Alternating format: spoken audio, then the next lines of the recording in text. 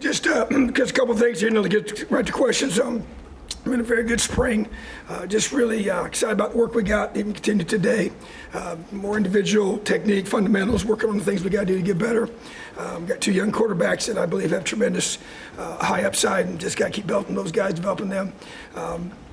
Got our weapons, we just got to keep getting better in every phase. These next several months are going to be huge. Really positive, and it's a big deal is getting out of the spring healthy.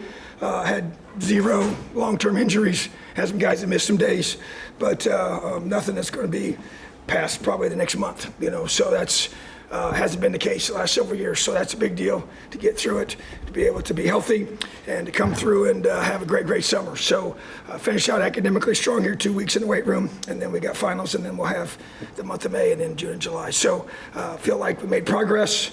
I really wanted to develop our toughness as a team as a huge priority, and obviously we'll watch this and create some things off of that, but got some good situations to work through. But more than anything, just want to get everybody involved today and have a good positive opportunity for our fans and be able to have some interaction there with them. So it's been a very positive spring. Excited about where we're at. We've got a lot of work ahead of us. Questions? Matt Weaver and Zach. As far as the quarterback position, I mean, I know a couple weeks ago you said back and forth. Are you guys still in that position? I mean, are you ready to name a starter, or are you going to take it into fall camp? We're not going to name a starter. So, but I think that we'll sit down with them, talk to them, kind of tell them where they are, and that part of it, from exactly if we were going to play a game tomorrow kind of thing. We'll tell those guys that open, honestly. But to name a guy, no, we're not ready to do that yet. I think they got a lot of work ahead of them. I think I know the summer's going to be huge. Fall camp's massive. But anytime you got two talented young quarterbacks, I think you can see out there that they both have skills. They can both throw it, they can both run it.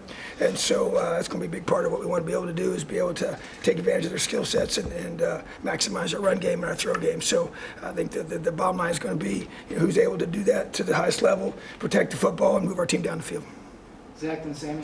I recognize you don't want to talk too much X's and O's, but it seemed like what we saw in the spring, there was some creativity with the run game, getting multiple guys on the field, using some pre-snap motion, things like that. Do you feel like you've got more flexibility, more options, maybe more ability to be different in the run game this year because of the guys you've got? I agree, and that would be, the whole objective. And obviously, it wasn't a nationally televised game, but obviously open to the public. You never know who can be sitting in the stands watching us from our first week opponent. So that's understood as well how we did things today. But at the same time, I want to maximize that room. I think Jalen gives you some unique skill sets there that we're going to have at our disposal, and obviously he's going to be a very critical part of all that. So I'm encouraged by what we can do with our guys. I think we got talented receivers on the outside, got some good slots. I think that you saw some glimpses today of some of those receivers, what they can do. And also we know what Jalen can do, and I think Josh Anderson's a special back. And Christian Turner was one that didn't get to practice much. He did have an injury early in spring, but it's nothing long term. But he probably could have gone later, but we want to keep him 100% healthy. He's a very talented player. So I like that room a lot, and feel like we got some more flexibility out there. We got to run the football. We got to run effectively, just some different levels for that, for our defense, for our offense, for our team, for late in the game, finishing out fourth quarter games. And so huge emphasis without question. Tyler's fine for Ohio State. So you're the guy, huh? All right, Sammy and Jack. You're the mole. Coach, Andre Carter seemed to be in the backfield all day, had a handful of sacks. Just how has he developed this spring? How do you judge him on a game where you can't tackle the quarterback? Yeah, so I would say he was, as we recognize him there, he was the MVP of the defense, he and Noah. It was that way about every day. He's 270 pounds. He's the biggest, most physical one we've had here since I've been here, and very disruptive. Got to get him in elite shape. He's not there yet, but just really excited about him. He's a great kid. He's bought into everything we're all about here, and I believe that you're right. He's got to get him. We never tackle a guy live, but you can tell what he can do, and so it's about, I think, even just the details of his technique that he'll improve this summer as well. But yeah, he's a really good football player. Glad he's with us now. He's got a chance to prove he belongs in the Big Ten. Jack and Seth. Tom, pretty young tight end room with really Aaron Steinfeld and Bama kind of being the only guys. What do you like about some of those younger guys that are maybe freshmen and sophomore, and what have you seen from kind of Aaron's development? Yeah, I tell you what, as he was listed, Aaron was one of our most improved players. It was pretty obvious. I will say this, though, I think having to go against Andre Carter every single day, he would admit it. Sometimes there were some long days, for Aaron, having to go against him physically, but it's helped him a lot. He's grown a lot. He's got way more physical, his footwork, his hand placement. He's always had good ball skills. He's had a really good spring for us. He needs to continue to develop that over the summer. As you mentioned, we got a very, very young room. Sam West is a guy that's really kind of been a pleasant surprise. Did a really good job this spring, was actually up for even potentially most improved as well. And, once we get Trey back and we get those older guys back that are dinged up right now, it's going to be a group that are going to be by committee without question, and also look to add an older guy, in the portal, which we got opportunity to do that here, hopefully in the near future. So, but that's definitely an important room for us without question. But I think you see some young guys there, and Brody Foley's the one that hasn't gotten near as many reps. He was back. He's in a blue jersey. He could do everything from Skelly on down. He didn't do anything more than that physically, but he's 250 plus pounds. He can move. He has good ball skills. So he's a guy we need to bring along this summer and this spring, and he's going to be, I think, a big key for our success up front is being able to have a guy like him that can do both things. So love that room as far as just the way these guys work. Coach Wright does a great job developing them, and they need more development, and that's just part of being young. And Bamba James is going to do a great job for us. He was out, had postseason surgery. He'll be back full bore here this summer. So, but he also provides tremendous leadership for us as a member of our team. Seth and Pete. Coach, coming out of the first full spring with Coach Bost out on the offensive line, what impact do you feel like he's made on that group? How much progress have those players made, and which individuals have stood up most? Well, I think, it's like I said, it's always hard when you don't go full bore. We did some live goes throughout the spring, didn't do it today on purpose. But I love what I see, and it's all, I think it's the cumulative effect of just all the pod work and all the reps over and over again, the physicality just over and over and over. I think Khalil Benson's probably made the most growth seeing him. Zach was having a great spring. He got, a lower leg injury that's not going to be long term, but we set him out here the last couple of weeks. But he was progressing at a high level. Getting Matt back is going to be huge for us, obviously. And I would say that, Max Longman's the one that's going to have a chance to help us, really like him. And then I think Michael Cady coming in, adapting to a new coach and being able to just elevate his game and continue to get better is going to be huge. And Josh Sales, we're going to keep challenging him. He's got to step up. I want him to. I believe he can. Carter Smith's another one that we expect to be competing to start and going to be battling for those spots. But those are all young guys that need to keep developing, that I've responded well to Coach. I love his approach. He's a no-nonsense guy, doesn't smile a whole lot, and it's okay, but he never cracks too many jokes, and it's all ball, it's all business, and our guys understand that. So I really appreciate his approach, and I think we're going to be a lot better because of it. Pete and Kevin.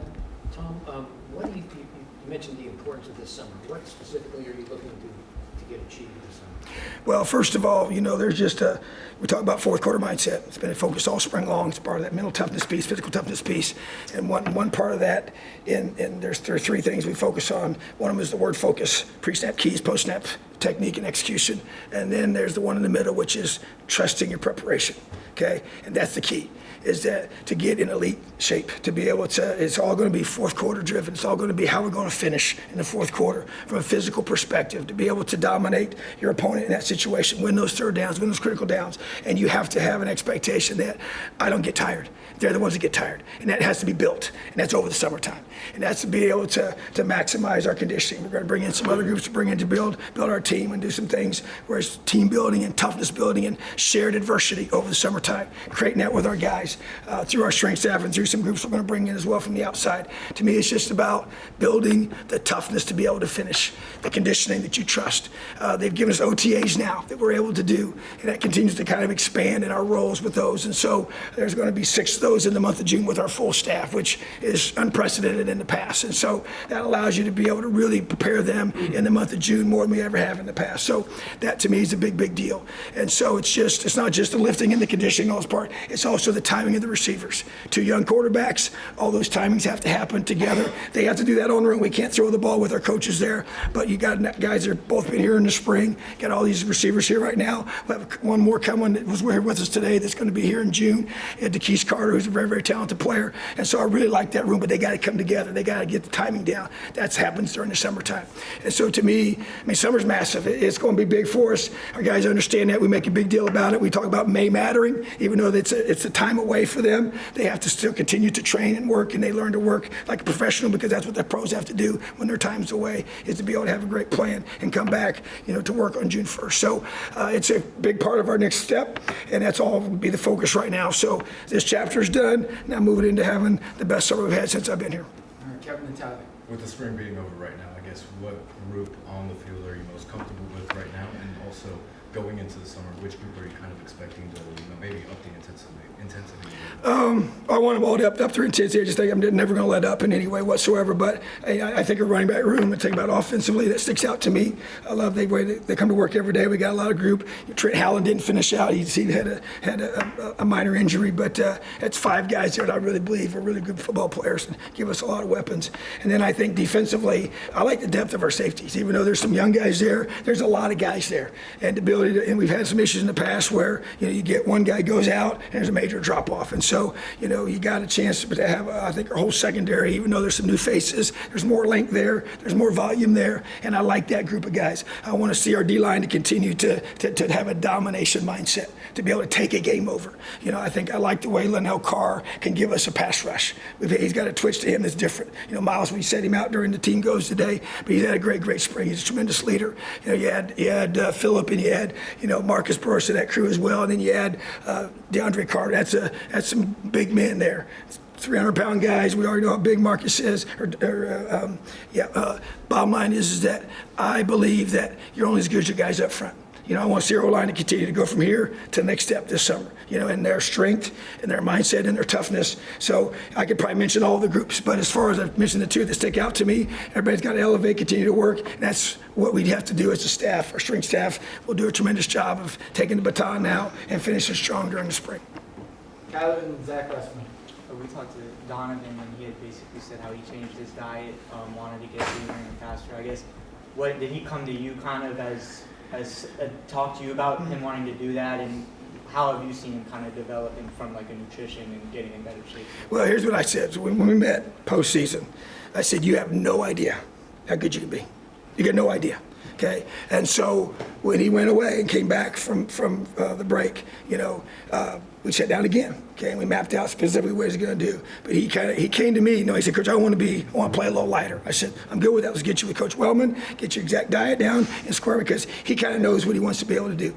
And to me, that's a huge part of this. And so it's about core confidence. It's about dominating the guy across from you, and the fact that ball is in the air anywhere close to me, I'm going to catch it. You saw him make a phenomenal catch today. He does that throughout practice. I want him to do that consistently. 2 hands. No one should be able to guard him. He's 6'5". He's a 200-pound guy that can run and jump. And I feel that he has tremendous skill. And I'm not going to quit saying it. He can be as good as he wants to be. But I do think that he has now figured out this isn't just show up and practice hard. This is a 24/7, 365. That's my sleep habits, my diet, what I put in my body to lay myself up so I can be more explosive, run faster, get out of my breaks better, and allow him to be able to be a better receiver. So I think Coach Tucker, we've had some really good receiver coaches here, and we got another one that I think is excellent as well. And so I think he's responded to him really, really well, and I'm excited about what he has decided he wants to do. And I'm just another guy's got to have a great summer, and I believe he will, because it's starting to click on the inside, and I think that's a big part of the next step for him.